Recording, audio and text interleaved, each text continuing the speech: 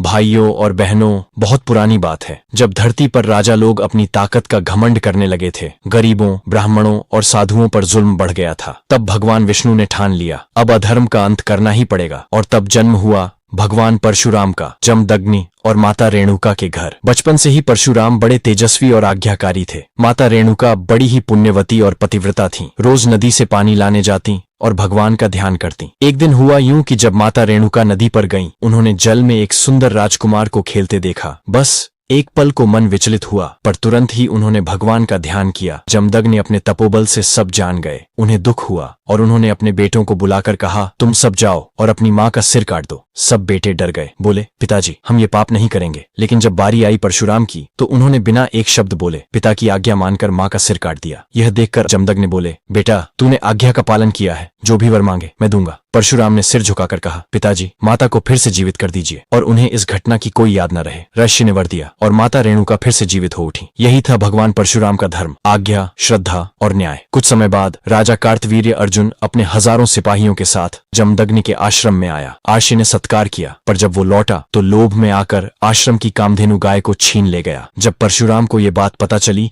तो उनका खून खौल उठा। उन्होंने भगवान शिव से मिला, अपना परशु उठाया और अकेले ही कार्तवीर्य अर्जुन का वध कर दिया। लेकिन कहानी यहीं खत्म नहीं हुई। उस राजा के बेटों ने धोखे से जमदग्नि की हत्या कर दी। पिता का निर्जीव शरीर देखकर परशुराम की आंखों में आंसू थे, पर भीतर एक तूफान उमड़ रहा था। उन्होंने प्रतिज्ञा ली, अब धरती से अधर्मी क्षत्रियों का नामो निशान मिटा दूंगा। फिर क्या था, परशुराम अकेले ही निकले और 21 बार धरती को क्षत्रियों से खाली कर दिया। उनके फरसे की चमक से युद्ध भूमि कांप उठती थी और जहां भी गए धर्म की स्थापना कर दी। परशुराम ने कभी प्रतिशोध के लिए नहीं, केवल धर्म की रक्षा के लिए युद्ध किया। कहते हैं भगवान परशुराम आज भी जीवित हैं। जब कलयुग के अंत में भगवान कल्कि आएंगे, तब वही परशुराम उन्हें शस्त्र विद्या सिखाएंगे। भगवान परशुराम ने सिखाया, शक्ति पवित्र तभी है जब वो धर्म के लिए उठे, और सच्चा वीर वही जो न्याय के लिए लड़े। अगर ये कहानी दिल को छू गई हो तो एक लाइक तो बनता है भाई। कमेंट में जय परशुराम जरूर लिखना और चैनल को सब्सक्राइब करना मत भूलना, ताकि ऐसी और सच्ची धर्म कथाएं रोज सुन सको।